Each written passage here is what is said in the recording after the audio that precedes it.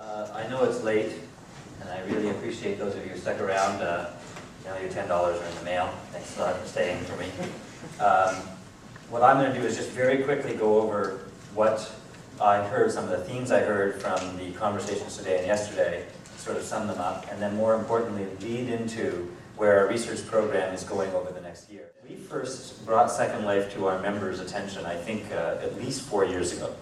And at that time, we began to see the possibility that these immersive virtual worlds were going to change the way people thought and behaved. We never thought, and I still don't think, that these are fundamentally going to change 98% of the population of the way they behave, the way, say, other elements of Web 2.0, E 2.0 are going to change.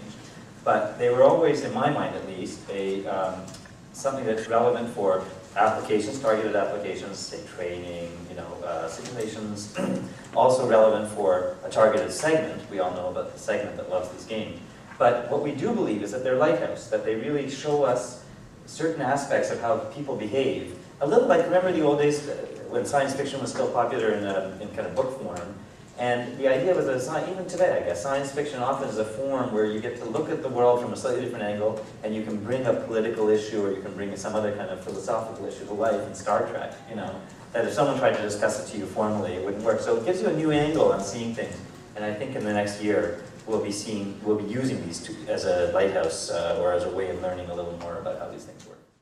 The other theme I really want to press, even though we're all corporations here, and so we all have a profit motive and a profit interest in our heart. I believe for a number of reasons, partially demographic. All of our corporations are run by people who are getting older and thinking a little more about the big picture.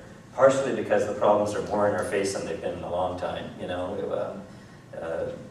The 80s and 90s kind of look like the Cleaver family compared to what we think might be coming over the next couple of decades between climate change and geopolitical change.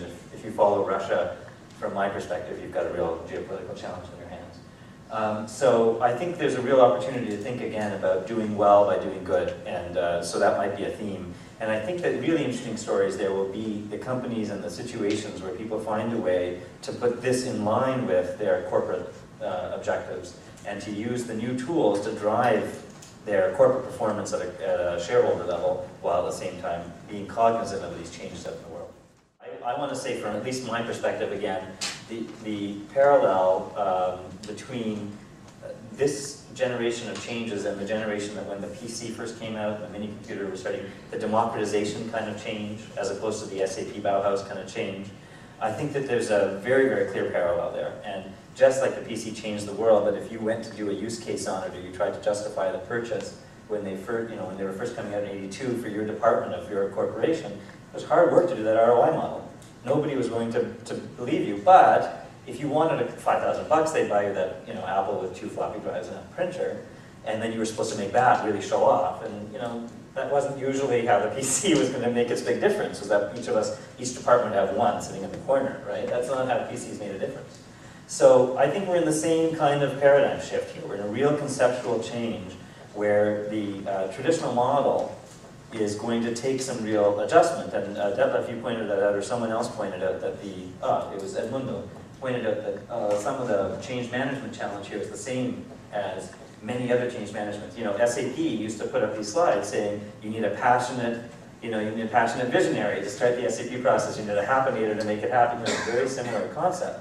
But the difference here is that this is more, if you look at this, just borrowing from Bruce's ideas, these phases, these bottom-up phases, are the organic, the more democratization phases. So you do need a visionary, you need happinators, you need to plan your plateaus, but you've got to do that with the idea in mind that you're seeding, you're sparkling something that's going to take off.